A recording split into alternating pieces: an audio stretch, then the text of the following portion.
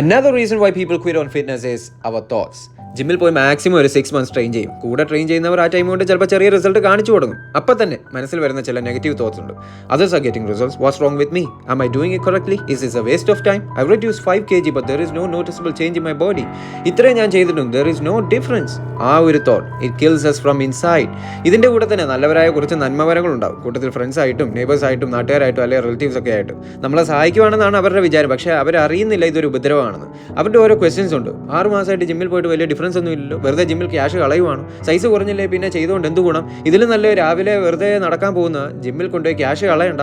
ഇങ്ങനെയുള്ള ഡയലോഗ്സിൽ വീണു പോകാതിരിക്കുക, demotivated ആകാതിരിക്കുക. Workout ചെയ്യാൻ ബുദ്ധിമുട്ടുള്ളവരോട് എനിക്ക് പറയാനുള്ളത് നിങ്ങളുടെ മെയിൻ ഫോക്കസ് ഹെൽത്ത് ആയിരിക്കണം. പിന്നെ കൺസിസ്റ്റൻസി, ലുക്സ് കംസ് സെക്കൻഡ്. അതുകൊണ്ട് റിസൾട്ട് ഇല്ല എന്ന് കരുതി വർക്കൗട്ട് നിർത്താതിരിക്കുക. യോ മസിൽ ഫൈബേഴ്സ്, യോ ബോൺസ്, യോ ജോയിൻസ്, യോ internal organs, they are all getting stronger day